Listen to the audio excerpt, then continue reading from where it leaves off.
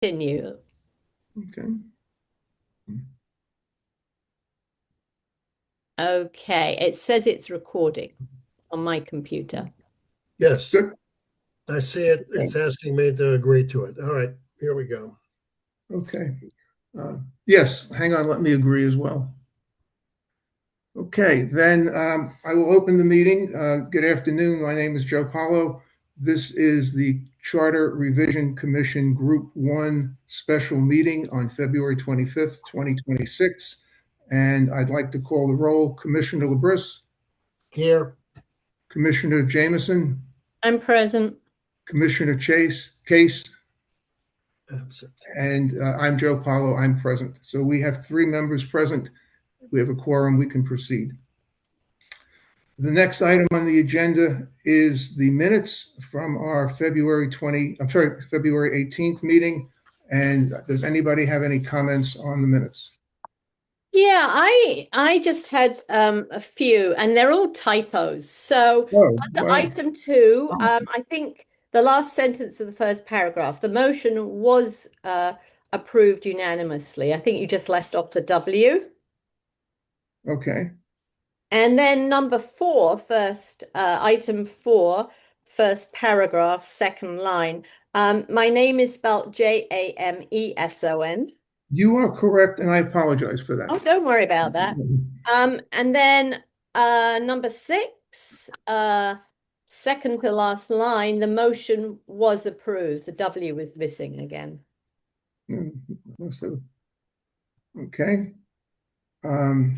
Chris, any comments? No comments. Okay, with these adjustments, which I'll be happy to make at the end of the meeting, can I have a motion to Yeah, approve the minutes? I move approval. Second. Okay. All in favor? Aye. Okay. The minutes are approved. Thank you. Thank you very much. I'm going to attempt to open my screen share. Angela, is that your screen that came up or mine? No, I don't see yours. Okay, hang on a second. Let's see. I have my screen open. Well, it may be because I haven't been able to figure out how to make you co-host. Okay, that's right. I need that in order to do. Here, let me see if I can help you here, guys. Oh, thanks, Tucker. Yeah, Angela, just when you go down to participants, Yes. and you click next to Joe's name, it says make co-host. There should be some dots next. Let me just see, and I can go in and do it. I'm just on my iPad. No. Yeah, I make co-host. Okay. Yep. Okay, Joe, you should be good to Okay, share. so let me see. Yes, Joe is co-host now, so that should work. Okay. Share screen. And do you see my screen? No. No? You need to have it up in the background, and then you click on the particular screen you're trying to share. Yes, I got it up in the background.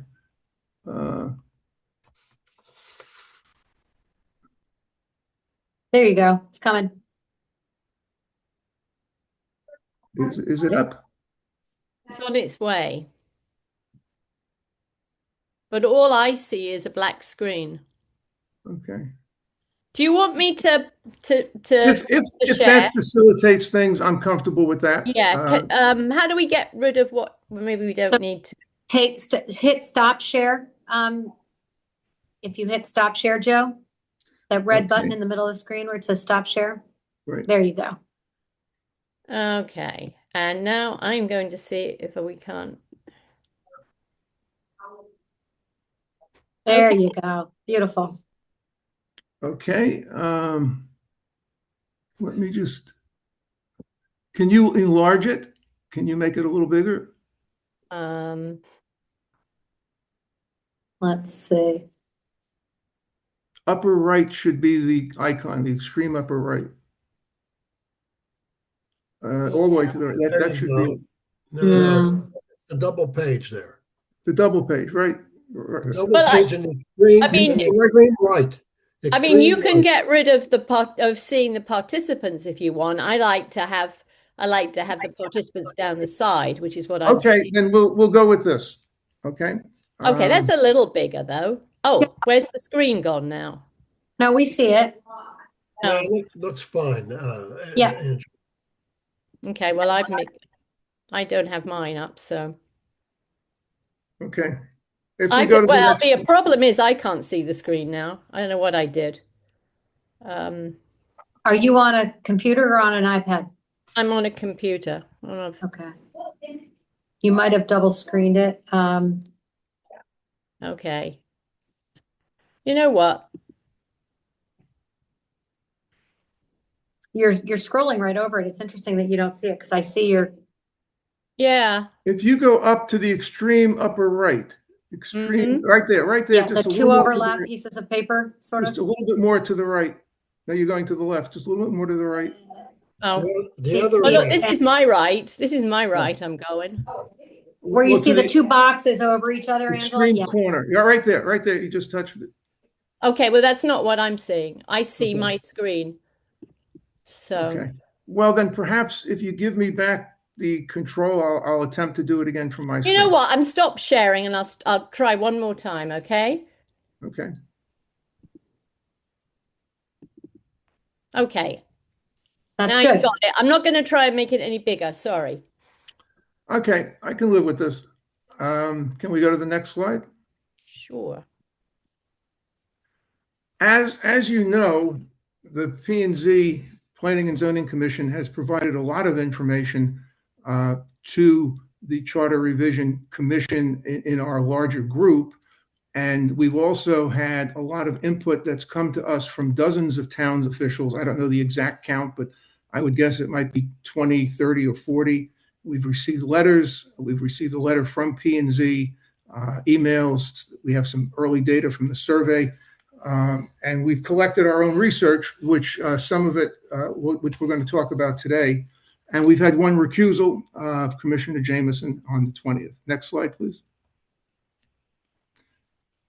Today, the questions that I'd like to pose to the group is, as you know, this has been a question that's been around the commission pretty much since we started. Should P&Z remain appointed or elected? Who should actually make that decision? The CRC, the town council, or the voters? And if any change was needed, what would that change be? And the approach that I've outlined in the document you're going to see today is basically to look at the case for keeping P&Z appointed, primarily as described by the P&Z letter of January 16th, and then to examine other information which we've had and I've added to, which makes the case for P&Z being elected. The recommendation for today's meeting, as we've done in our meeting last week, is to provide this information to the full Charter Revision Commission for review. And to put the question on the table squarely, what we're talking about is a recommendation from CRC to the town council in the May 4th report to put the issue before the voters on whether Planning and Zoning Article 16 of the Charter should remain appointed or elected. Next slide, please.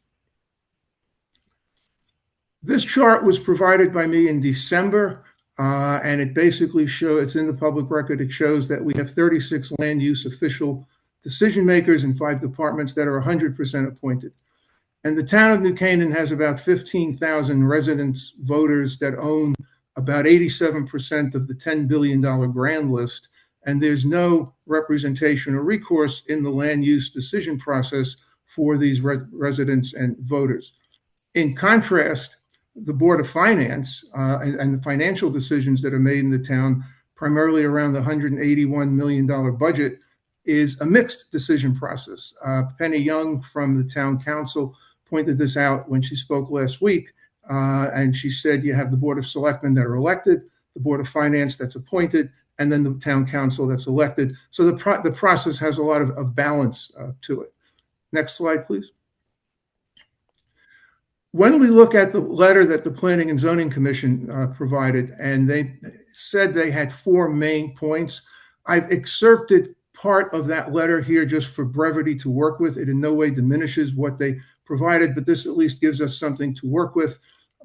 These are the first 2 points, basically that a well-functioning commission relies on a balance of professionals and they outline who those professionals are from an academic standpoint, and also that the process allows the town's elected officials to intentionally curate the Planning and Zoning Commission. This was one of their main points. They also said that the appointed commissioners are not accountable to specific voting blocks. This is another main point that they had. Next slide, please. And further on, they talked about how appointment process better supports neutrality and limits politicalization of land use and makes decisions more defensible, legally defensible. Appointments best support the commission's technical responsibilities and safeguard institutional knowledge, and again, makes decision-making defensible. So this is, again, just a summary of what the main points are, and certainly any questions we would refer back to the letter. Next. During our meeting on the 20th, I asked Chairman Radman if he had any references or evidence to support these points of view, and his comment was they were all anecdotal. Next slide, please. When you actually dig down a little deeper into some of the things that P&Z provided, particularly around the idea of a balanced professional team of people, this data was collected by Commissioner Holmes. It's in the file as of February 3rd. And she looked at a number of towns, Darien, Ridgefield, Westport, and Wilton, to see exactly what type of skill sets they had on their elected commissions for planning and zoning. And what the data shows is P&Z only reaches 50% of its aspiration for the types of people that you would want to have as part of a balanced professional expertise, while several of the elected town commissions are significantly higher, 70, 77, and 83 for Darien by the same standard. So the idea that this idea of curating a special team of executives really, I think, is not a differentiator for the appointed process to be better than the elected process, because the data says otherwise. I would also point out that New Canaan at 50% is a number you want to keep in mind, because it's going to come back a little later in the story in a very interesting way. Next slide, please. The idea that balanced professional expertise is important based on the 6 professions that they outline really does not stand up to question, because we know of many people, and I provided one example here, of people who've actually served with distinction in very positive ways on a P&Z and did not meet the criteria. We had the good fortune of Mr. Goodwin joining our meeting in January. He told us that he had been on P&Z for 16 years, had been chairman for a number of years, and his professional expertise does not fit the paradigm that P&Z has provided. So I think it's a good case for seeing that people other than the ones that are outlined in that P&Z paradigm can make very significant contributions. And Mr. Goodwin, I understand, has received quite a bit of praise from the town over the years. Next, please. Another document that came to us on February 4th, thank you, Angela, was the report when the discussion came up on bare minimum. And in the presentation for bare minimum, a number of points were made about the politicizing of the appointments and the fact that the first selectman wants to maximize positions for their own party, that there's limited room for other parties and unaffiliated candidates, and that the approach reduces the talent pool, which I think is very significant, because the concept of being able to curate from a larger talent pool is central to the P&Z's letter. Next, please. Continuing on with the bare minimum presentation that we recently received, there's additional comments here that basically, again, show that the appointed process can be politicized. And I would add that there was critiques against the elected process. So I think when we talk about the politicizing of appointed or elected, there's information on both sides of the equation, and it's not a differentiator for one side or the other. Next, please. When you quantify how that pool of minority party and unaffiliated residents might be shrunk, And I added the number 65% down at the bottom. If you take the minority party in the town and the unaffiliated in the town, they add up to 65%. So that would mean 2/3 of the available voters, available candidates that might serve would not be available through the appointed politicalization process. Next, please. When you add to this further the statements of the first selectman made on January 14th at our Group 1 meeting, that she doesn't really know the people and hasn't, she's appointed many people she hasn't met, it further erodes the talent pool. And when you bring back the point that was made in the bare minimum discussion that the other two selectmen do not opine on suitability, the talent pool shrinks. It shrinks from the politicalization of the appointed process and from this sort of ad hoc process that the first selectman is prescribing. So again, looking at this as the appointment process as a differentiator, it doesn't really show a positive differentiation. Next, please. I want to emphasize that I underlined the word regrettably on this slide. P&Z in their letter 4 times references legal defense, legal vulnerability. They actually mentioned legal a 5th time in another context. And in 2 recent judicial decisions, there were judicial comments, which really, I think, unfortunately call attention when we see that what we're looking at as being strongly defendable and not vulnerable, the judge had basically said he didn't see any reasons, any evidence, devoid of facts, and not constitute evidence. Now, one of these relates to inland wetlands, is not directly P&Z. I included it because in a larger context, we're talking about land use officials, and also the cases were directly related. So again, one of the key differentiators held up in the P&Z January 16th letter of a distinction of having strongly defendable, less vulnerable legal decisions. Here's one example that says it's a low bar. Next, please. Finally, I asked Chairman Radman at our meeting on the 20th if, in fact, P&Z was elected, would the quality of decision-making go down? And he said no. Next, please. When you look at the idea that P&Z lays out in the letter that it would be extremely difficult for New Canaan to achieve a balance of professionals through an elected process, there's several facts that contradict that. The first is that we have a town of 12,000 college graduates, 80% of the town, 40% or 5,700 with advanced degrees. So we have a rich talent pool, richer than most vast majority of towns in the country. However, in addition, if you take a look at the town council as it's situated today, it has 1 architect, 1 realtor, 1 member with real estate investment experience, and 3 lawyers. So 50% of the town council would meet the criteria that P&Z has laid out for itself in an appointed process. And this group has come together in no particular order. So we've already gotten to 50% on the town council, the same number that you have at planning and zoning, without any intent to do it. So the idea that it would be extremely difficult, I don't think that holds up when you look at these pieces of data. Next, please.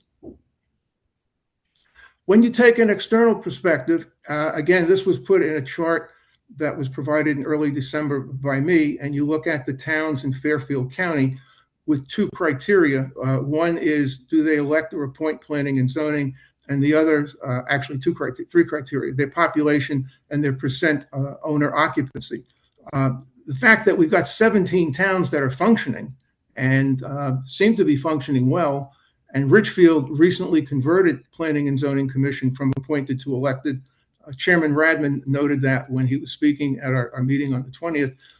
You see a lot of evidence to the fact that this is really a standard practice, a good practice that's done throughout Fairfield County. Next, please. When you actually put this data on a chart, what you see is by population across the bottom of the chart, the 5 appointed towns, average population is just over 100,000. and the percent of owner occupancy for those towns is about 54%. So they have a lot of renters, a lot of people that are not invested in the game the way owners would be. When you look at New Canaan, which has 81% owner occupancy and a smaller population, it is almost identical to the 17 towns that have similar size population and similar size owner occupancy. I think everyone here would agree that we look to many of those towns as our peer group when we do benchmarking for education and other things, and don't look to the other towns as our peer group. And so I think this again raises the question of good practice, standard practice. It seems to be in Fairfield County elected. That's what the data says. Next, please. During the meeting on January 20th,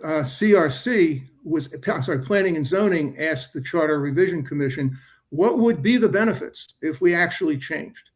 And I've identified direct accountability to residents, public vetting of commissioners, checks and balances, residents have representation and opportunity for recourse. I'm going to provide several examples now of that are very tangible and I think very important. Next. This is the first example, the zoning regulations. The 9 members of the Planning and Zoning Commission have the legal authority to change New Canaan zoning regulations through a very important, carefully manicured due process.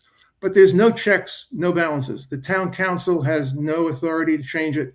The voters don't have any authority. The selectmen don't have any authority. It's totally unchecked and unbalanced. I quoted the main statute, Connecticut General Statute 8.2. There are many others, but this one I think just substantiates the point.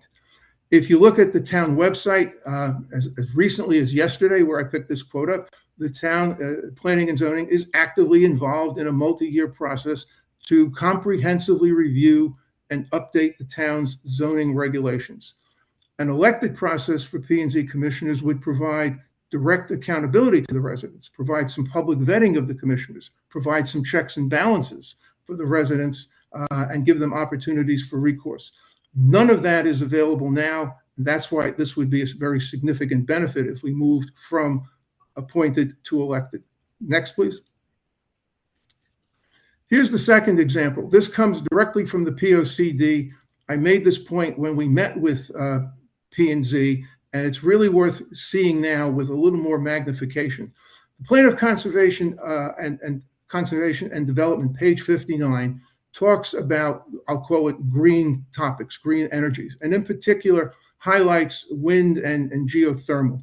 I've highlighted wind here because the POCD wants to incentivize private developers, and it also wants to consider and has laid the groundwork for at some point these standards could become mandatory, standards for renewable energy using wind. 36 land use officials will decide whether or not they become mandatory with no representation or recourse from the town. Let me show you the downside and the upside, if you go to the next slide, of what this actually means. This is what a wind tower, which basically the average height of a wind tower turbine is 340 feet and requires very significant nighttime lighting. The standards, if they became mandatory, and even POCD opening the door by putting this, P&Z putting this into the Plan of Conservation and Development, means that this picture is now possible in New Canaan. I would ask you the question, I would love to know the answer to this question. Where would you conceivably put a wind tower in the town of New Canaan at 340 feet? And they go bigger, but 340 is the average. And that number does not include the blade height. That's only the height of the turbine. The blades add another 30, 40, 50 feet. So there's 36 land use officials now that we have no process for electing or vetting that will going to make this a reality if nothing changes. Next. Third case has to do with the fact that we've already identified some residents want change. We talked about this a little bit last night in our general meeting. 38% plus of residents want to see change at P&Z. Now, the end of 69 is very small. And really, I think it's the fact that we're seeing this data, that we need a bigger N to actually see how this projects out across a larger body of people in the town. But just taking a straight line extrapolation for a moment, and that's not statistically accurate, but it's just a good, I think, try it on for size. If you extrapolated 38% to the full 15,800 voters, you would get a group of people over 6,000, which would be larger than the unaffiliated or the Republicans or the Democrats. It would be the largest group in the town if they were to be such a group. That's why more data is needed, and a postcard soon to be mailed, I think, is going to flesh out this point in a very way that will help us in our decision making. Next. So in summary, what do we have in this presentation? The case for keeping P&Z appointed is mostly anecdotal and frequently contradicted by the data. The case for making P&Z elected is strong and primarily data-based, and as I've shown, there are significant benefits for residents. Making P&Z an elected commission would give 15,000 residents a voice in how their almost $10 billion of grand list property is managed. Who should decide? Should we decide as CRC? There's some points for that. Should the town council decide? There's some people that think that's the way to do it. Or should we have the residents make the decision, the voters? First Selectman Carlson said she doesn't think it's wise to put the question before the voters. What voter isn't going to say yes? I want an elected board. That was in New Canaanite a few weeks ago. Last page coming up. In summary, the proposed recommendation to the town council would be to give the voters the choice to be elected or appointed. Again, First Selectman Carlson said there are some things that really should not be elected in this town. My recommendation today is to advance this information to the full Charter Revision Commission the way we did the other articles last week. Thank you. I'll take any questions you have. This is Angela Jameson. Well, what I think we need to have, Joe, is a discussion and not questions and answers, but to make this an informal and high-level discussion. And thank you for all the hard work that has gone into making this presentation. But I have to say that I disagree with most of the conclusions that you reach. And I disagree with the way in which, with some of the data, and also some of the ways in which you have used that data. I don't think, as it stands, this is the kind of presentation that should go forward to the full CRC as the view of Group 1. But of course, it remains to be seen. You know, maybe other members of Group 1 will agree with what you presented here. I certainly agree that we should have a discussion. And I think your last point is in parallel to the point I made a couple of weeks ago, where I did not agree with the bare minimum, but I agreed to send it forward. And so I think that's what you're saying, is that we should send it forward and let the other commissioners form their own judgments. No, I think you're twisting my words, Joe. I'm saying that I don't think that this presentation should be put forward as the view of Group 1. But, you know, I can be outvoted on that. I'm accepting that it can go forward as not the combined approval of Group 1. What I was saying was it would be administratively progressing. That's the point I was trying to make. We would administratively progress it. Well, I think I'm sorry, Chris, you go ahead. No, what does that mean? Administratively, it means exactly what I made the motion for when we did the bare minimum discussion. I said, and it's on the record, I said I didn't agree with it, but the fact that I didn't agree with it shouldn't be an impediment to it going forward so that other commissioners can see it and to form their own opinion. And I just said, as long as it went forward without a recommendation, and I'm not asking for a recommendation, I'm just asking to move it forward so that people, I think you would agree, there's a lot of information here that and it's all factual. About 2/3 of it's already in the record. So we're just moving it forward and without a Yes. recommendation. Yeah, but the way that it's put together, any presentation will have a inherent bias in it, and this has tendentious parts to it. Tangentious. Did you say tangentious? Yes. Yes. Okay. It might be a document that could be sent up and say, here is a recap of what has been said around this subject for the people that we've interviewed, heard from, and so on. But you'd have to do a lot of editing. Well, I'm not opening this document. I mean, if there's something you think is factually wrong or something that should be added, I would certainly entertain that. I think. Well, we could start with your statistical analysis to extrapolate that 0.43% of the people of New Canaan that have responded to the survey can be extrapolated to 6,000 people. No, that's not what I said. I pointed out the shortcomings of that. Up in business school, and you know that. That's not an No, that's not true. I made the point very carefully that it's not statistically relevant. If you say, oh, it's 38% of the 69 people that have responded have said they want an elected commission, and then from that you say, if you apply that to the whole population, it's 6,000 folks. You can't. That's to demonstrate. And the point is that's why we needed the postcard.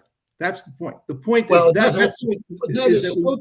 tell you, that whole argument is so tendentious, it has to come out. Okay. If you wanted to take that out, I wouldn't argue with you. I'll take that out. Okay. Let me just add to that, Joe. Although I appreciate you considering taking that out. Anything that reflects a personal opinion, or you have it in writing, and I did hear you very clearly say, look, this is really not statistically significant, which we all agree on. But once you put something in writing, once you post it to the public packet, it doesn't say that what Joe said. Not statistically significant. So I'm willing to take it out. Yeah. So be really careful about reflecting opinions that are of just one individual and that don't reflect what you're actually verbally saying. So I would, take a clean look, a sharp pencil, if you will, and go through this again and decide when you are really just reflecting your opinion and not just the facts. Are you talking about the slide, or are you talking about the presentation? The presentation needs I think what you should do is listen to the feedback you're going to get from us, and then you need to go think about it again and come up with a new draft. I want to be clear on one point. I certainly will take out the point on the extrapolation. I thought I made that clear, but if it's not clear, I'll take it out, and that point would go away. I would challenge anyone here to really, where I have put opinions in the data has all been quotes, all been data. There's no opinion in the first, I'm going to call them 2022 slides before we get to the summary. I don't Yes. How about that house? Let's take Deanna Carlson's comment about not knowing everybody that necessarily comes through. I mean, she was putting that comment in the context of how do unaffiliated people get on boards, and she says she has to interview them because they're not necessarily known through the political parties. This hardly means, which is the implication, which is tendentious, that she doesn't know anybody in town, and that there's no vetting of the people that would come through for these appointments. That's actually not true, and I'll tell you why.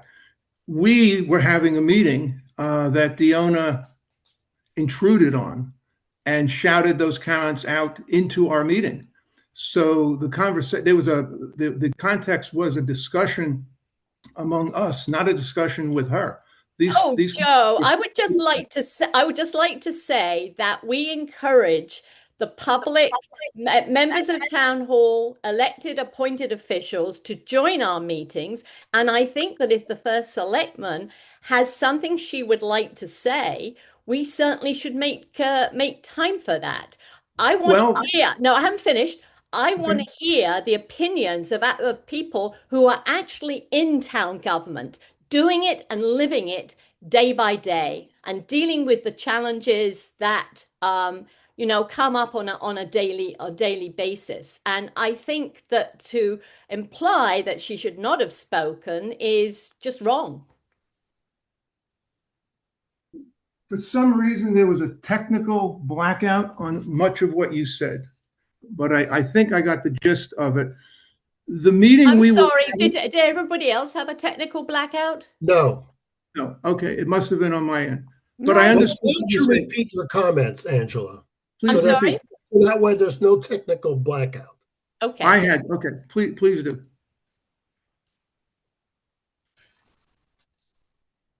Angela. So, just to summarize, Joe, for your benefit, I'm basically saying that I want to encourage people who are actually in town government, doing it and living it day by day, to provide us with their thoughts to the full CRC, to the group meetings, and I want to listen and hear what they have to say. And that is particularly true of the first selectman, who is the CEO of the town. Have you concluded your comment? Yes. Good. The integrity of our meeting, we have open time where we invite people to come to the meeting and to speak. And then our meetings, we have an integrity and a process which should be protected just the same way town council, board of selectmen, and other organizations don't have intrusions into their meetings. So I don't support your concept that we should have people that can just join the meeting when they want.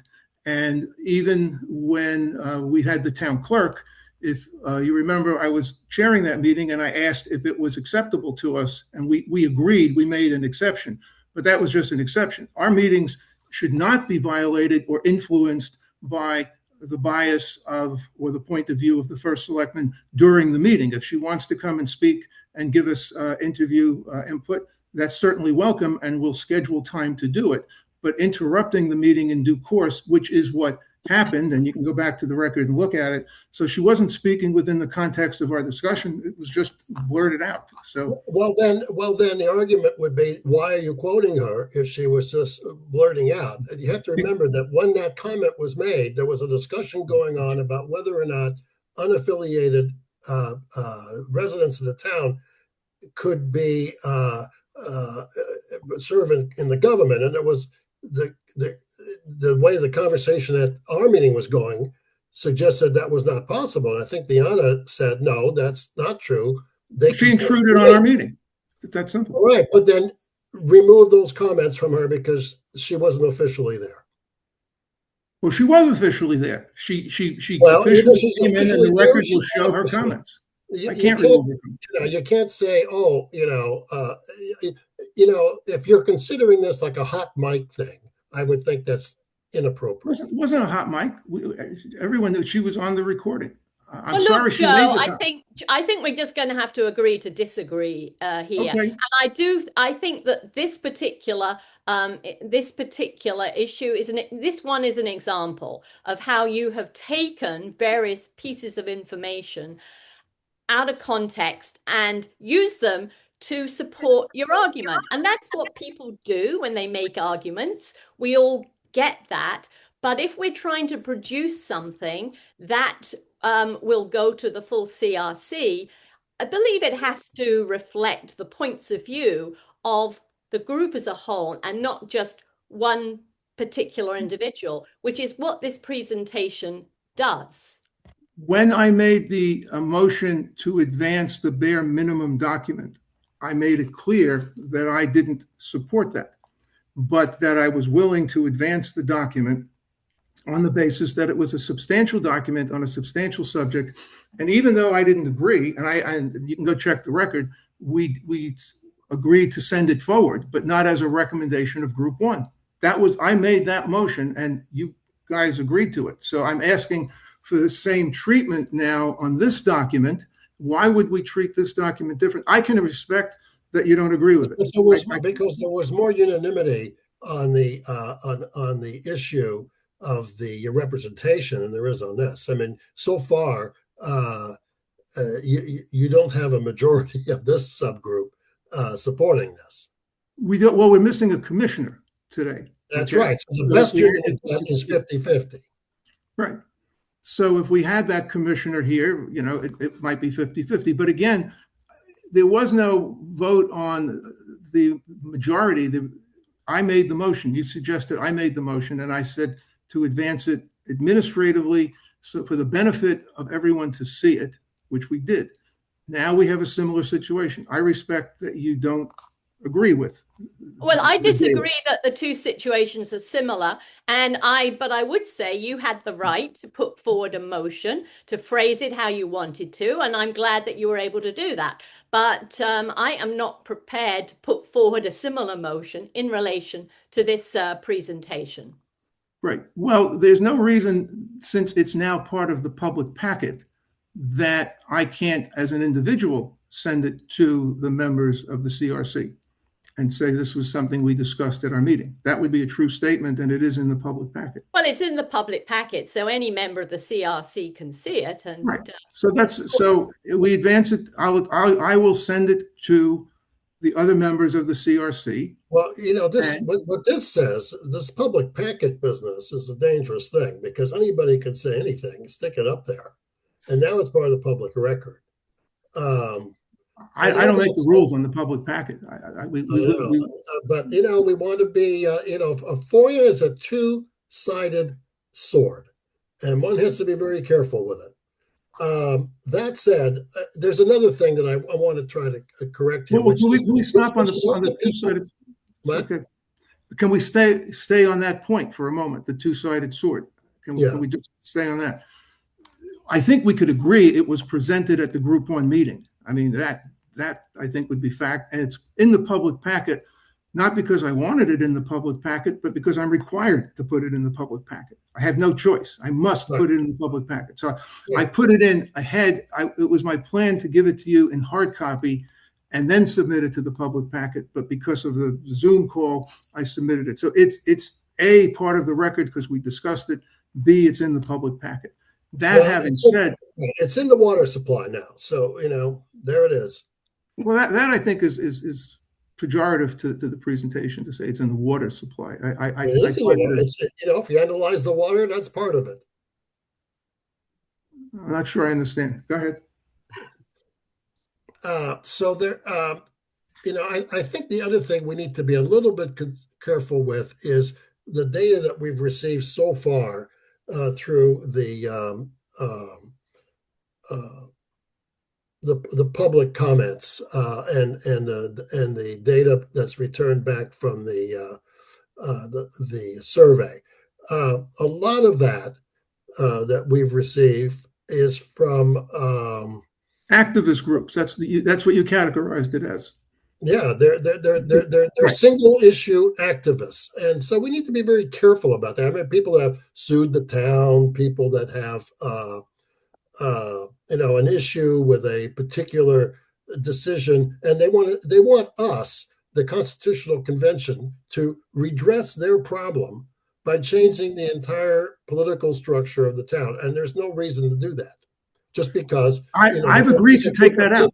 Who don't like the decisions of P&Z. I've agreed to take that out. I thought it was clear. I understand it's not clear. I will take that out. So that's not, I explained it for what it is, which is still statistically correct, but I can take it out. But I'm not arguing that. It is true that 38% of the 69 people that have responded so far did say that. Right. But that's all you can say. That's all you can say. Okay. I think Kathleen wanted to say something. She had her hand up. Oh, yeah. You guys finish it out. No, I'm happy to offer my thoughts. Did you use your digital hand, Kathleen? Just kidding. Yeah. Okay. I'm glad Yeah. you're kidding because there's a little bit too much seriousness going on here. And listen, we're all professionals. We're all working together here. We all have the same goal. But I will say, and I am very conscious about what's published in the public packet and so forth, because once it's put out there, as you've all have agreed, it becomes the record, which may only reflect one person or five people's view or what have you. And so I would encourage all of us, this is not just for you, Joe, but for all of us, if we're going to put together some very nice, glossy presentation like this, kindly put who the author is on every page. So, prepared by Joseph Pallo, Commissioner, what have you. So it really only reflects your thoughts, and or my thoughts, if it was a presentation that I put together. So, and you're nodding your head, but I do shaking, not nodding, shaking. Okay, shaking your head, but I do think that we have to be careful about as we put things together. That is this something that the whole commission put together, or the whole group one put together, and review and recommendations you do have prepared by Joseph Pallo, and I appreciate that. I just say one of these slides is someday going to appear somewhere. The one that I particularly find just, I mean, ridiculous is the one about the house with the Let's air talk about that. Can we talk about that? What, the Tell me ridiculousness what of the photo or the illustration? Yes, I'm happy to talk about it. Oh yeah, tell me Not what's waste ridiculous. time though. Go ahead. No, you tell me. You said it was ridiculous. What It was is. ridiculous? Do you ever What- see you think that a turbine is going to be embedded in someone's house? Do you really think that? I'm not a turbine engineer. I don't know how they Okay, put them up. I'm not either, but I'm going to say this would never exist, and you know that. Well, you have the You know turbine on that. the left. I mean, we're You arguing know over that. the picture. Yeah. You know that. So let's be realistic in terms of this is obviously very biased when we show this, and I get it. I applaud the creativity, but it's not how we communicate. Want to say But here, Kathleen, consider Yes, sir. this. The POCD says that wind turbines are allowed in New Canaan. That's what it says. It might even be It doesn't say incentivized. that they're allowed. It says you want to promote residential use of, Promote including residential use. Okay, Yeah. well that would. And Okay. and by the way, there's lots of wind devices that don't look like this. Okay, so at I'm the glad top you brought that up because I have the answer to that. I researched it. Those devices, which are called vortex towers, they're kind of like cylinders. yeah. If you have a 10-foot cylinder, it will produce on average 1 kilowatt per hour. Okay. 1 kilowatt is the average home in New Canaan uses about 20. I have a 48 kilowatt generator. So the average house uses 20 to 40 kilowatts. You would need, by your technology, about 20 to 40, let's just say 30 10-foot turbines, which would be ridiculous. And so, Joe, it's not my technology. It's technology that currently exists out there. Right. It's technology that advances over time. And just because the word wind shows up in a sentence about wind technologies, that's the combination. We cannot show what existing things would theoretically look like here because we're talking about the charter, okay? We're not talking about the POCD. We're focusing on the charter. And I understand why you wanted to kind of bring the POCD into the discussion to make a case for why, in your particular advocation, is for an elected P&Z. I totally get that. And I think that could be a perfectly fine conversation piece as it is. When you put it in a document like this, it sort of makes the suggestion that this group, and maybe even more broadly the CRC, is advocating for something like this, or advocating for what can be avoided if we go to an elected body. And Would you be comfortable not if our responsibility. I don't think the slide should be here at all, to be honest. Well, I actually produced in the appendix, there's one slide in the appendix where I actually have the exact language from the POCD that you can look at. And yeah, but you see, Joe, this is an argument that goes right against the elected idea, because you can see where somebody's looking to be elected, gets on a green platform, jumps on, this POCD thing and said, if I'm elected, we're going to implement all of the POCD. And there's enough people who think that somehow they have to save the planet, and they vote for this guy. And now this guy or gal is in on the P&Z and is actually pushing this rather than going through an appointment process by some people who are responsible for this town and take their duty seriously. You got it backwards. This, if anything, scuttles the. No, you got it exactly backwards. Exactly backwards. This door never needed to be open. And as a matter of fact, I can take you back to the 20th meeting where I believe it was Commissioner Kriz, and I believe it was the town planner or Kristen Nielsen. There were two people that actually said this language was put in to satisfy an activist group. It's actually on the record. Okay. So it's not me suggesting it. It's they opened the door. So when you say that somebody wants to be green, that would never have been possible if the door was not opened. So the issue is that again speaks to the this happens to the electorate. It gets taken over by activists, and you get narrow. And here they are. They confessed that an activist group put this into our POCD. But why did our appointed officials allow the activist group to do it? That's my point. My point is that they shouldn't have been allowed to do it as an activist group, unless of course P&Z agrees with it. And when P&Z is in the POCD, they own it at this point. I think we're wasting. Okay, I think we're wasting a lot of time talking. But you want a discussion. Hey, just let me finish, Joe. Please don't interrupt like this. I think we're wasting a lot of time talking about the POCD when really what we should be focusing on is what changes, if any, we want to recommend to town council in relation to the town charter. And as a presentation as a whole, I do not think that this presentation makes an adequate case for why there are benefits potentially from keeping P&Z as an appointed body. This is very much a presentation that is advocating for an elected body, and that isn't the majority view in this group. It may not be the majority position in the full CRC. I think that the discussion about whether P&Z should be elected or appointed should be had at the full CRC level, because I don't think we're going to actually come to a consensus of a position that we would want to put forward as the view of Group 1.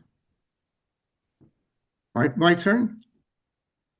Most of the pages in this document are not advocating for elected. Most of the pages in the document are talking about the P&Z letter and talking about how strong was the case made in the P&Z letter. I would say, 15 or 18 slides talk about references back to the P&Z letter. It is only at the end that we come to answer the question that the P&Z posed, which is what would the benefits be? So I think that's not stating it properly. I can understand that you may not like some of my artistic treatments, but the data that I presented, like I said, 2/3 of it's already in the record in some form, and there wasn't that much more that was new. Okay, at this point, and I think if you want to take out the 1 point on the survey, I'd be willing to do that. I understand it, but the rest of it is factual, totally factual. As you Well, Joe, I think different people see it differently. You have your point of view; others have their own point of view. Yes. I would prefer to see a document that sets out neutrally the arguments for and against elected versus appointed, what the pros and the cons of both systems are. But also, I think it would be useful to have in the document a statement if we're contemplating change.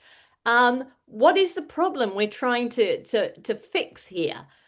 Clearly, there are residents who are unhappy with specific decisions that P&Z has made, but whether P&Z is elected or appointed, you're going to have residents who don't like what the final decision was.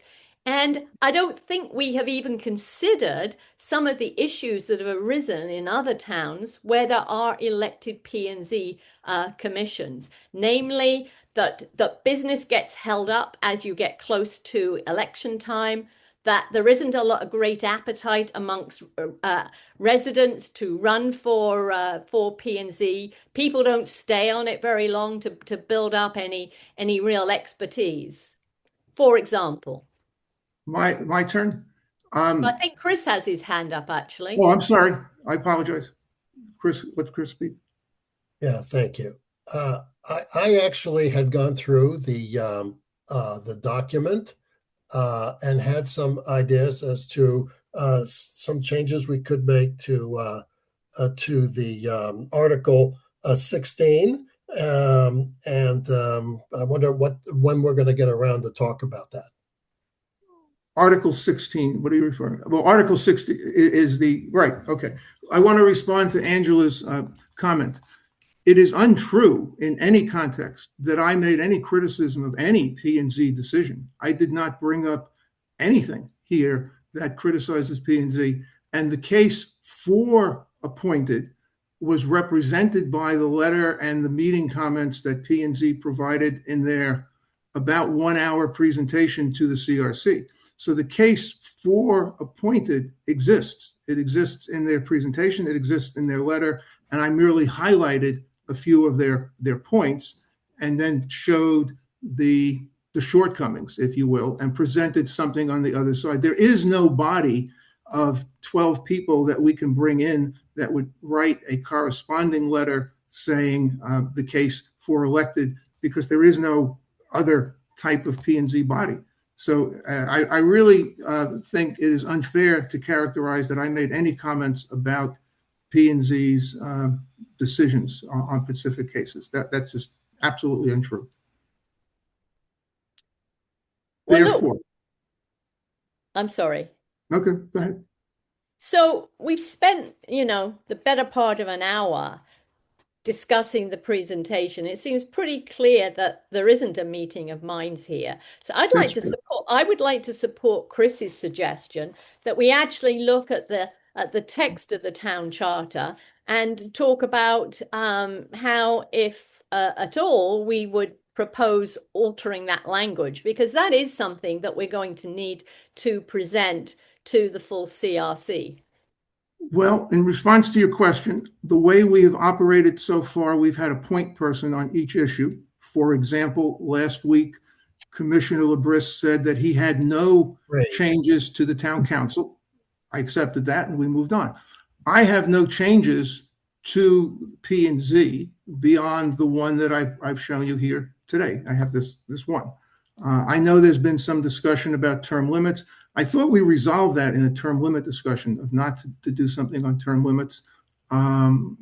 So I have nothing to advance and add to changing the language of the existing Article 16 beyond this point. I think that we're supposed to. Well, if the recommendation is to leave Article 16 as is, well then that's fine. But if you put a I don't want to debate this anymore. I'm done with it. I have some ideas with respect to 16. If anybody wants to hear them, yes, please. Let me know, or I'll submit a red line of what I think the changes ought to be, and we can.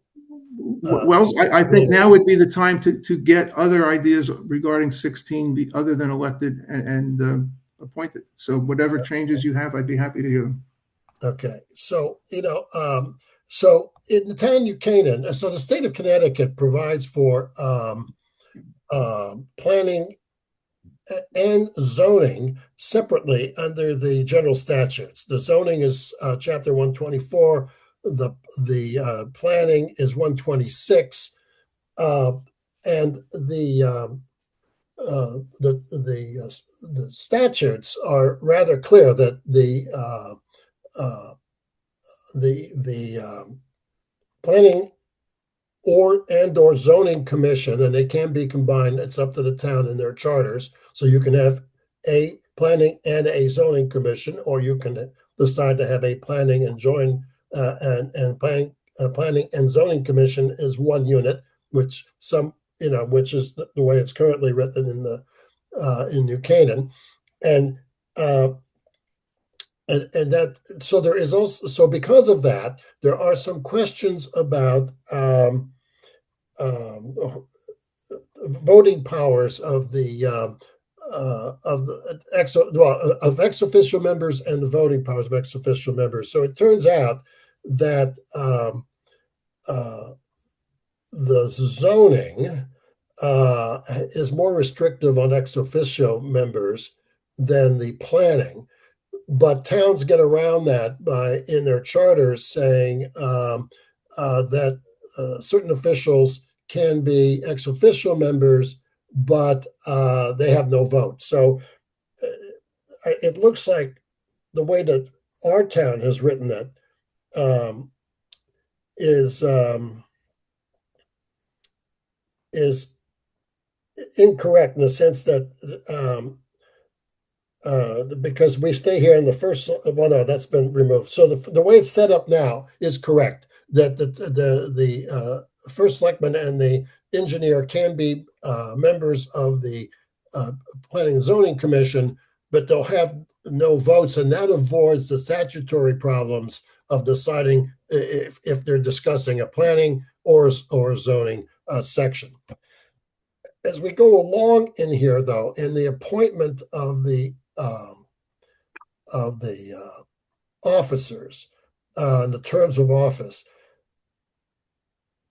one of the ways that we might make the planning and zoning membership more responsive to the electorate is to mirror in the appointment and terms of office section the language that's in the Board of Finance, specifically that the nomination or the appointment of commissioners and alternates to the Planning and Zoning Commission would remain the responsibility of the selectmen, the Board of Selectmen, but that the town council would have to vote on those positions.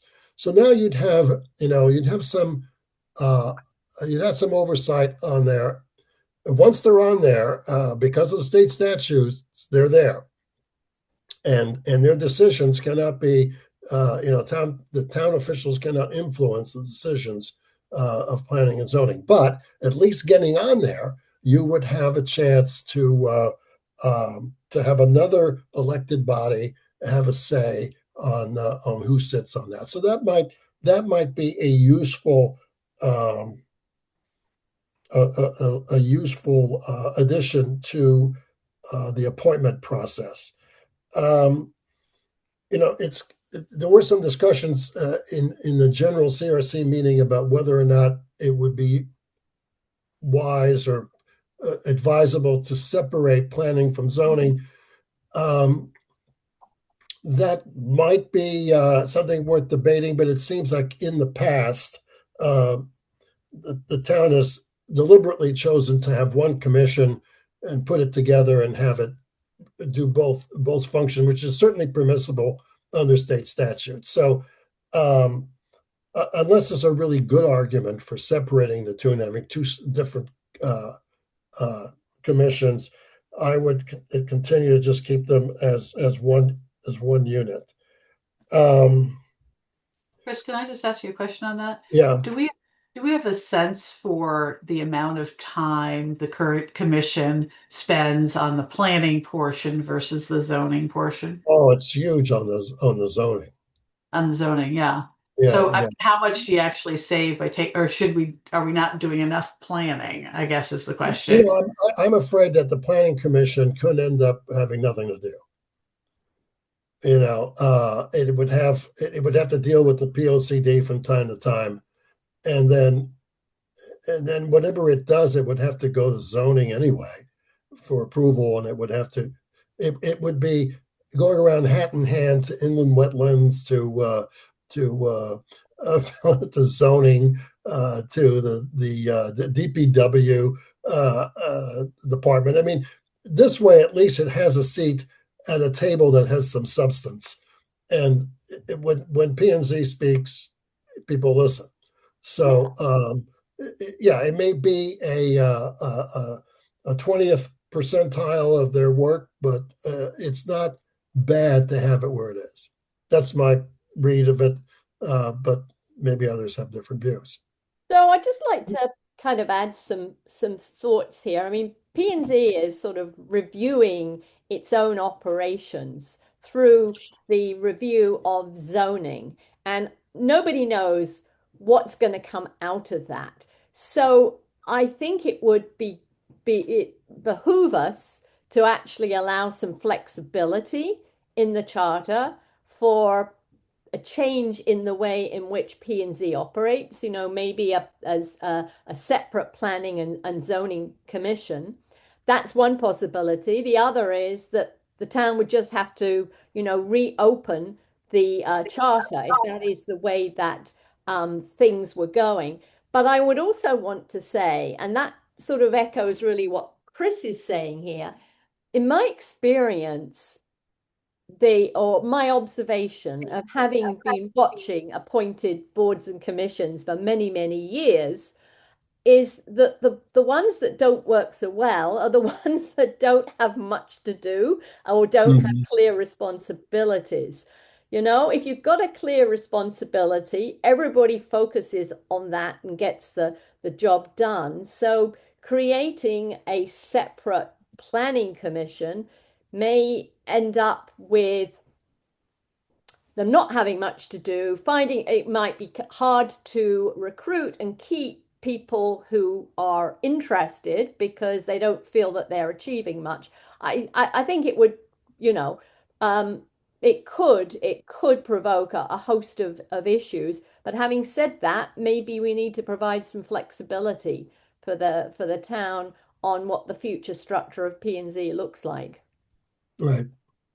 Well, yes, and because the two functions that it does are treated differently in the general statutes, they have different responsibilities. Doesn't mean, however, that and the statutes provide for a combined commission. Yeah. So and historically, that's the way it's worked here. And unless somebody could say, "Gee, we're really missing out on planning some way," that's. But I haven't heard that. There is some sense that, gee, it might be nice if we talked more about planning. But I don't know that a separate commission doing that would necessarily accomplish it, because again, they wouldn't have a whole bunch to do beyond that. And even if they did, they'd have to get everybody else to agree to. At the end of the day, zoning is going to decide. For instance, historic district, the preservation district, if we have one. They decide on overlays.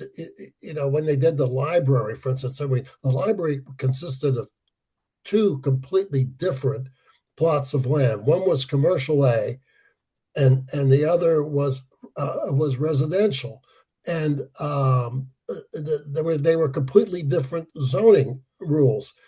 And so what one of the things that they discussed at P&Z was the possibility of changing it to eleemosynary use, and so that would have only permitted things like churches and not-for-profits to be on that property.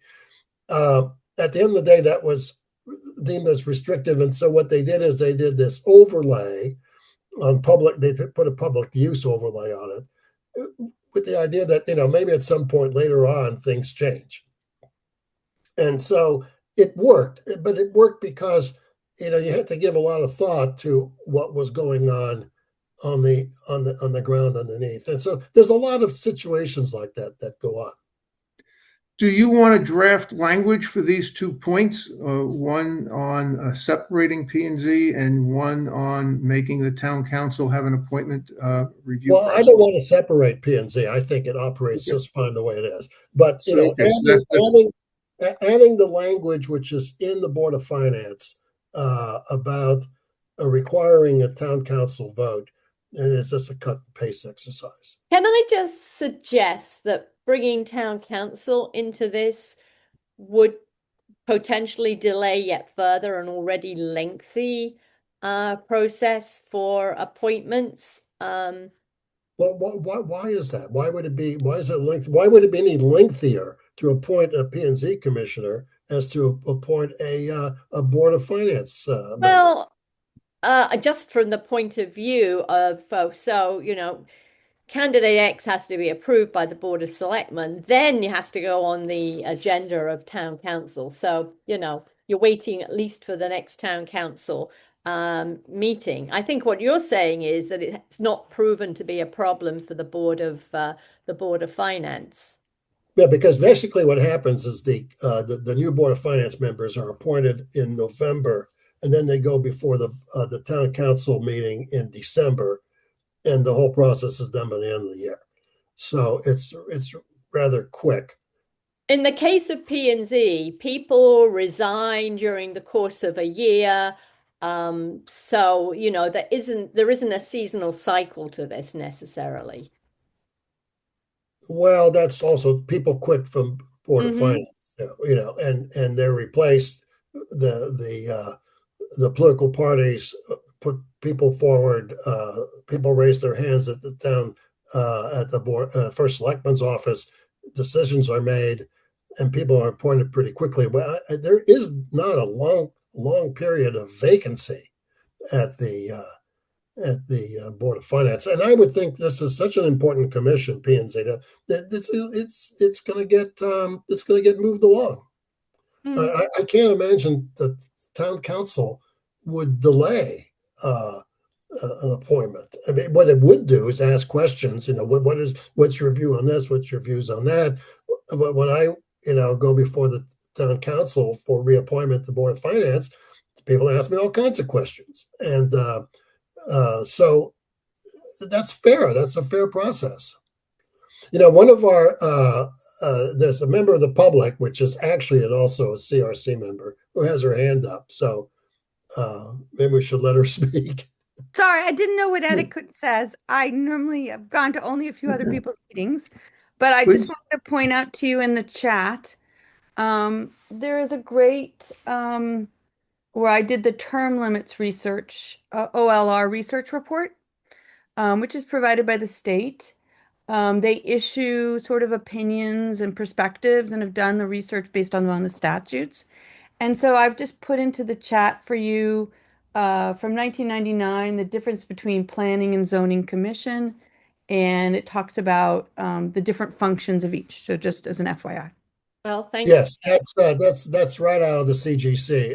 The CGS. So yeah, so that's great. Yeah, that's good information. I can see merit in town council approving appointments to the most critical boards and commissions. I think there has to be a discussion at the full CRC level, the extent to which we want to propose that for a number of boards and commissions. But I can certainly see merit in what you're proposing, Chris. I think Kathleen has her hand up too. Go ahead, Kathleen. I was just going to respond quickly to. Let me just finish with a quick thought here. I think that this would, if you gave town council a say on the appointment of P&Z commissioners, I think it takes a little bit of the steam out of the election process, because now you've got two elected bodies one nominating in effect, and the other one confirming the appointment of somebody in the middle. Not so dissimilar from what happens in the Yeah. federal government in many places. So. And I'll echo that. And I think we heard that might have been Joe, maybe you quoted it also, but I think it was it Penny Young, maybe from town council, who said, you have Board of Finance in the middle of Board of Selectmen and town council. Yes, she did. That's exactly right. Yeah, so that was, an interesting perspective coming from the town council. I'll also add, Chris, to your comments, audit committee also has to go through those two appointments, Board of Selectmen and town council. And if I'm not mistaken, ethics board does too. I need to double check that. Yeah, but right, Tucker? Yeah. Yes, that's correct. Yeah. Okay. As does the other one that has to go through town council is the HUD appointment to the housing authority, residential. That one has to go in front of town council as well. Yeah, see, that makes eminent sense because these are the most important bodies in the town, and so yes, the elected officials should get a chance to ask questions and weigh in and have a vote, and hopefully they're generally past the person that's there, but sometimes that may not happen. In which case, then it goes back to the selectmen. They got to do some thinking. Yeah. Can I just say at this point, the housing authority is pretty important. It's not mentioned in the charter. Is some group looking at the housing authority, Kathleen? Good question. I will tell you, Scott Hobbs has reached out to me, so I know that he's, very interested. So we'll bring him in, not a problem. And I'll go back to find out. I tried to recall, like I did with the parking commission, trying to recall why 10 years ago. I know it was discussed whether it should be on or not. Yeah. I think because it's governed a lot by the state. I think it was decided not to incorporate it, but I have to go back. I just don't remember off it. I can see merit for having something in there, perhaps very brief. And that goes back to my overarching point that I would want the constitution of the town of New Canaan, the town charter, to provide signposts, of what bodies exist and where to go if you want to find out more about what their responsibilities and powers are. Exactly. The HUD commission and is not so dissimilar from the Board of Ed. And you can have a very simple article in here that says, here's how it gets appointed, because it has to be appointed by the first selectman's office. So, and it is currently voted on, as you say, by the town council. Well, that should be in the charter somewhere. And it could be 2 or 3 articles, but at least there it is, and we know where it is. And the same is true of the Water Pollution Control Authority, which is referred to not by name, but by function in the finance section. So that too needs to be brought up and placed somewhere in there. So there's probably a couple of others that are. I'd like to bring us back to we're on the agenda item for planning and zoning, and we've wandered off into other articles or other entities at this point. So is the other activity the addition of the idea that the Board of Finance language would be considered to go over to P&Z for the town council to approve nominations? That's one of the recommendations that you'd like us to consider. Is that right, Chris? It is. And then the last comment is more like, so in the last article, which is 16.7 on alternate members, that is particularly well written.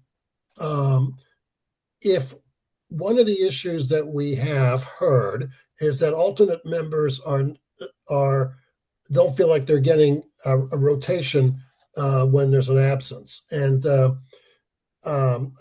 I would like to see that language repeated on other boards so that it's clear that this is the process, that the chairman will appoint an alternate member in some kind of rotation, which is the point here. And it should be it would just assure that these people get a seat at the table from time to time.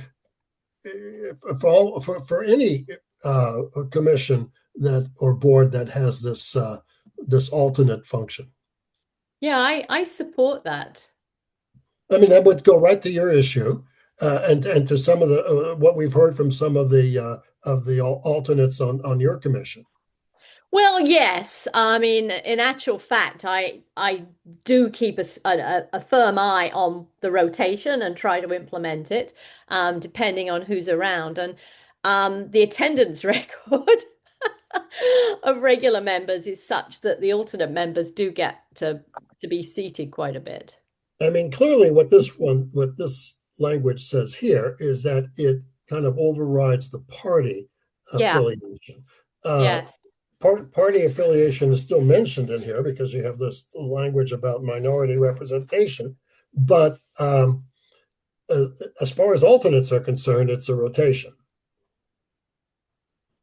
So maybe one addition to that, because whoever is the chair, and let's say someone is absent or cannot take on the particular case for whatever reason, the alternates, the chair would still have to think about minority representation not exceeding a certain number.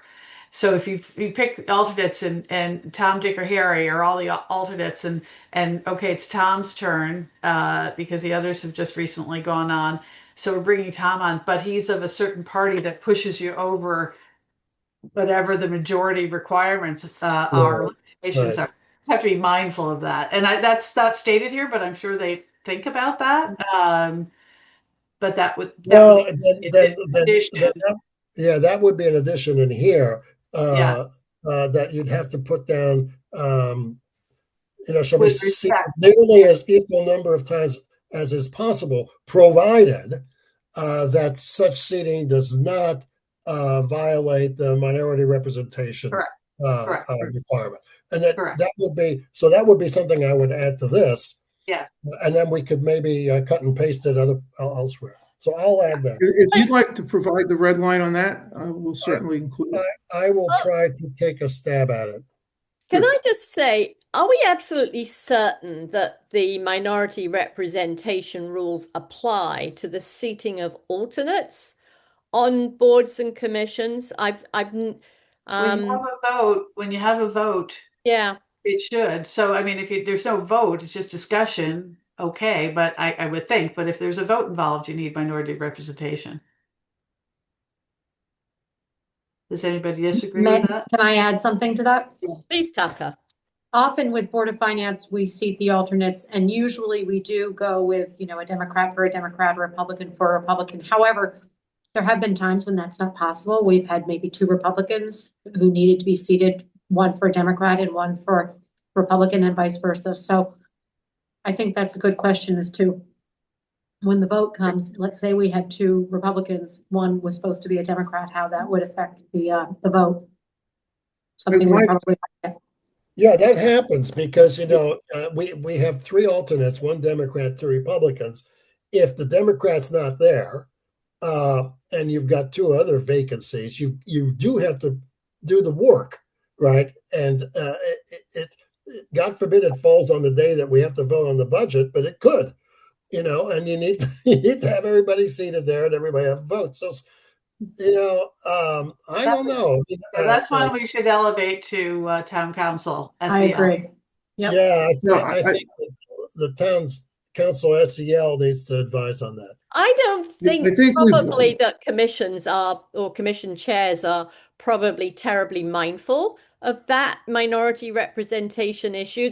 I'm sure they're much more mindful of doing a rotation and or asking the alternate from the same party as the absent member to be seated.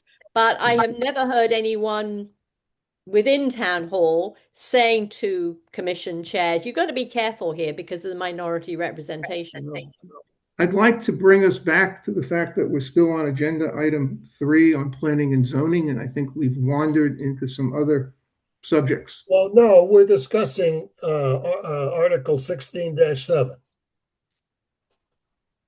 Okay, on the alternates, with regard to P and Z or with regard to other departments? Well, P&Z. certainly with regard to P and Z, but it's if what we do to one, we might have to do to Yeah. others. So it's Well, worth a that's discussion. beyond the scope of our P and Z discussion. No, I think whenever we think about what is in the town charter in relation to a specific board or commission, we need to be mindful of what is in the town charter for other boards and commissions. We have to see this in a wider context. Yes, all I'm saying is that this agenda item may not be the place for it, since it's focused just on P and Z recommendations. So that's what we were discussing, not. Well, that's the your other- point of view, Joe. Maybe others don't share it. No, that's what the agenda says. The agenda says P and Z recommendations. Okay, Well, then the question is, we should elevate this to the town council SEL. What do they think about this rotation issue as it intersects with minority party representation? I'll let you, Kathleen, elevate that. Okay. Okay, and Yeah. so maybe we'll hold off redlining this until we get some clarity. when you say redlining this, you're referring to P and Z. Yes. Okay, that's fine. So the discussion points on the town council picking up some language from the Board of Finance, that's going to be, you're going to sort of. I will do that, but I will do that once I hear back from Kathleen with respect to the rotation and the minority representation issue, and then I can incorporate that, and then I would submit it for Okay. for So further discussion. I will attempt to summarize that there were 2 points of substance that have come out of the discussion on P and Z. One, the point we just discussed on possibly picking up the Board of Finance language. 2, on the presentation that I provided where we agreed to disagree. Is that accurate? Yes. Okay. Yep. Any other comments? Then with that, I'd like to close section 3 and ask the group, we're at almost 90 minutes. We can go through the additional items now, or did you want to table these till the next session? I'm happy to go through them now if you'd like. I think most of these items we put on just in case we had something substantive to discuss. And Steve is the point person on item 5 and item 6, Right. but I think on item 5 there was agreement that this was going to be elevated to the full CRC because the group, I think it's group 2, is actually looking at Board of Finance where this issue arises, or where, because the Board of Finance is the sewer and water authority. Yeah. As far as item 7 is concerned, I asked to have that put in there just in case I had received back answers from the town clerk of the additional questions that I sent her, but I have given her to the end, or asked her to get back to me by the end of the week. So I really have nothing further to report on that. Just to summarize, you skipped over item 4, but we don't have anything on item 4 because. Oh, I'm sorry. That's all right. We don't have anything on it because we haven't heard from the town council. I'm sorry, from the attorney. Items 5 and 6 are Steve, and obviously he's not here. So, and you don't have anything yet to report on the questions. Is that right? That's Okay. right. Yes. So that would bring us, if we're all comfortable with where we are on those items, that would bring us to future agendas and work plans. And I would suggest that these numbers 4, 5, 6, and 7 would be moved forward to our next meeting. And item 3 too, planning and zoning. In what context? Oh, yes, planning and zoning, yes. Yeah. Okay. But Okay. put it at the end this time.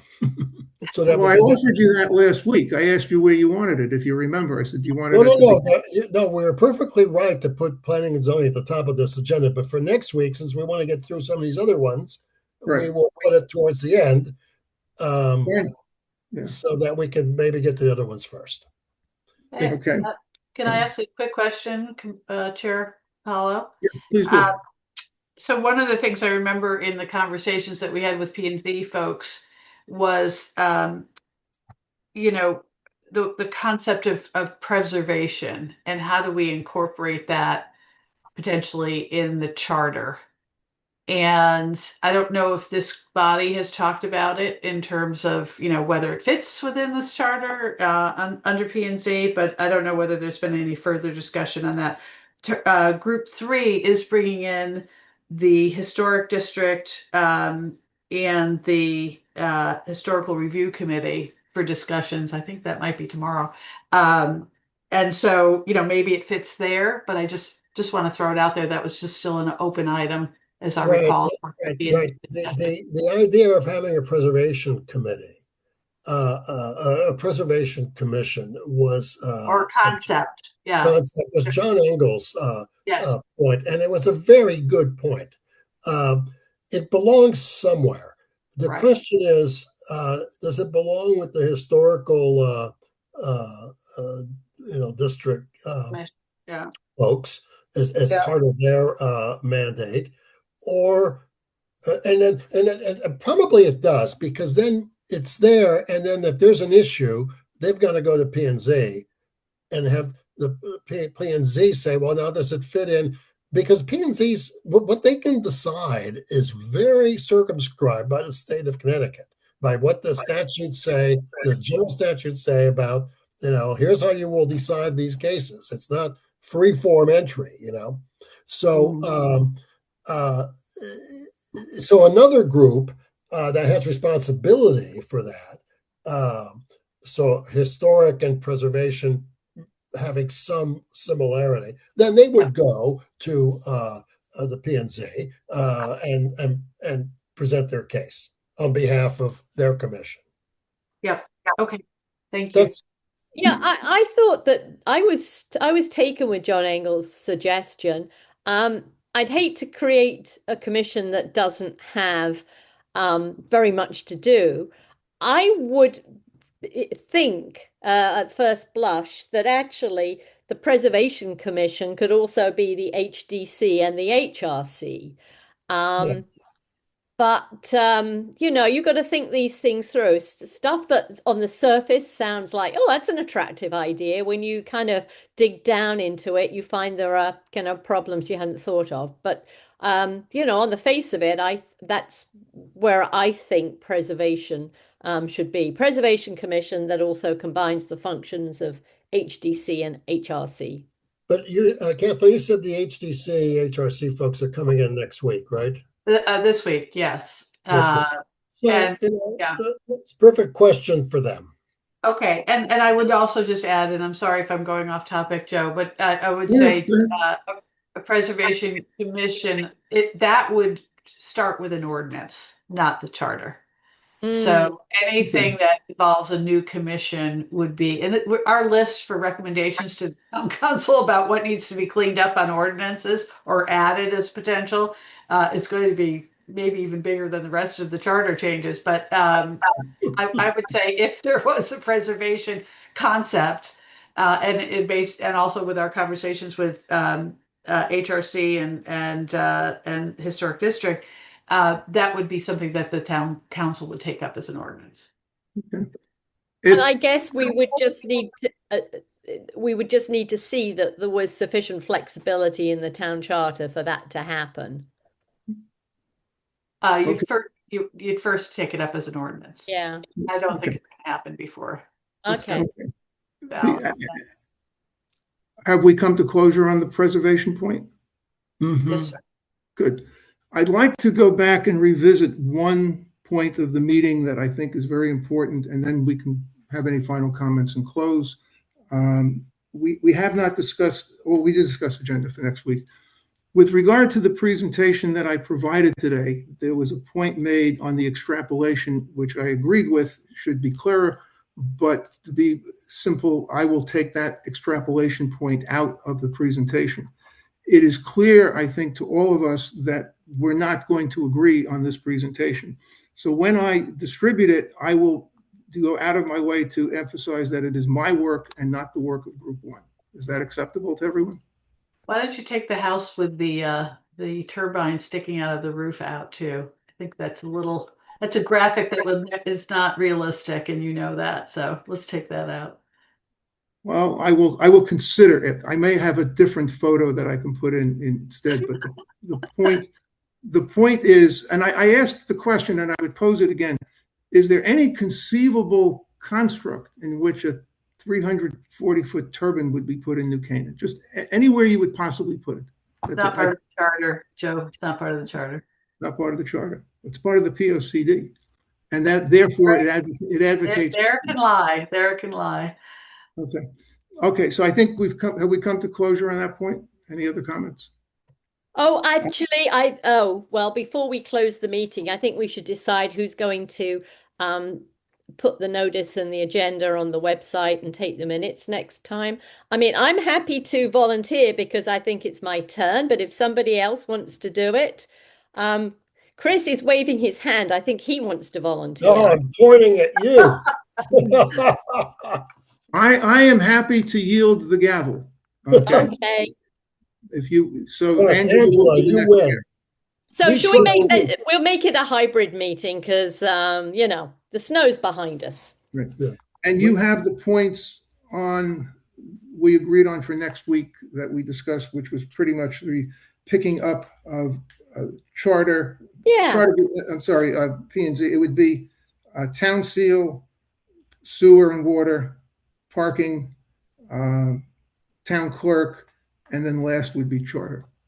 Yeah, you know what I'll do is I'll send the draft agenda to Group 1 just so everybody can, And what are you going to be submitting up to the full commission then, so I can make sure that's incorporated in our agenda? I'm sorry, what was the question? Is this group submitting anything to the full commission for next Tuesday? Not as a group, no. I don't To my knowledge. Well, we've got the maximums for party representation issue, which is we agreed we'd move that forward to the full CRC. I would suggest that we could do that the next Tuesday meeting if there's time, but it's not, the most pressing issue necessarily. So, okay. How about elected versus? And I know we only got one perspective this time, but how about elevating that subject to the full commission for discussion on Tuesday the 3rd? Elected versus appointed P&Z. And we're only talking about P&Z, right? But are you guys ready to have that part of the broader discussion? I think it would be a good idea because we've got different points of view here, and it's something really that the full CRC has to decide where it stands, and then we can finish doing the redlining of the appropriate article in the town charter. Well, if the commission as a whole decides that they want elected, then we have to write language into the charter how this is going to work. Yeah. And transition language as you transition out of appointed and into elected. Right. That's right. That's a big drafting issue. So before that drafting takes place, I think we should, as a commission, decide where we are going to recommend to the town council. And if we decide that that's what we're doing, then we have to start writing it, and we'll have to think about it very hard. If it's decide to keep it as appointed, then maybe the changes I'm suggesting of having the town council have a second pair of eyes on appointments might be sufficient to carry the day. Okay. All right. I have a question. If we have the elected versus appointed discussion on the agenda next week, do you see that going forward how do you have that discussion without discussing the particulars of Board of Finance and P&Z? Because we kind of went down that road when we were trying to produce the document, if you remember. And in that document, we agreed not to be specific. So we were, I'll call it academic, but whatever way you want to phrase it. So if we're going to have the academic, I would suggest that there's really a couple of a couple of articles where it's very specific, and P&Z obviously being one. I think to go back and do it in an academic sense takes us as a group back to a lesser place, because at some point we have to transition back to P&Z and Yeah, back to Board of Finance. if I understand what you're saying, and I think I do, and I agree with it, is that we're just going to take one topic at a time. So P&Z, Yes. elected versus appointed. Right. And I mean, I think that's probably, I'm comfortable with doing P&Z first. If somebody wants to do Board of Finance first, you make an argument, but it's going to be that's going to be a long conversation. We also have the town treasurer in there too. So Right. I'm mindful of time. And it might not be that we even come to a decision after that first round of conversations, because we want to do some more due diligence or what have you. But I'm comfortable with starting the conversation for just P&Z, elected versus appointed. But let me look at some of the time situation, that we have, and think about it. So I don't know what else is being elevated from the groups. Jennifer, you might have something in terms of group 2. Have you thought about what might be going up? And forgive me for Yeah, I don't know. They had to quit on bumping into other people's group calls, so I'm keeping my voice quiet here. But I think we should begin. I think what might be a bit of an easier dialogue would be term limits. And here's why I put this forward. We do know council's opinion. And unelected. we understand the parameters, right? We do have some data points on those pieces. So just as a suggestion, maybe we start the conversation on term limits, because I suspect the town treasurer is going to be not 5 minutes. Term limits is group 1. Term limits is group 2. Well, I'm speaking as group 2 person. Kathleen called on me. Yeah, I'm just saying term limits probably has a lesser discussion because of the amount of information we have. That's just my suggestion. And I think the town treasurer is going to be quite a dialogue. All right, we'll take a look at that. Thank you very much. I'll come back to you with, tomorrow I want to get the agenda draft out anyway, because it never can count on a snow day, which I have to get that out in advance for the Tuesday meeting. So, okay. Sorry to usurp your time, Joe. Usurp my time? How so? I usurped your time by well, that's okay. Okay. I think we're at the point of looking for a motion to adjourn the meeting. I move adjournment. Okay. Second, Chris. All in favor? Aye. We are adjourned. Thank you. Thank you. Bye. Do you stop the recording? Oh, thank you. I'm going to just let me put my glasses back on. Now, go to participants. No, I don't. No, you go down to record and you say stop recording. Just hit end, right? Stop recording. Yep.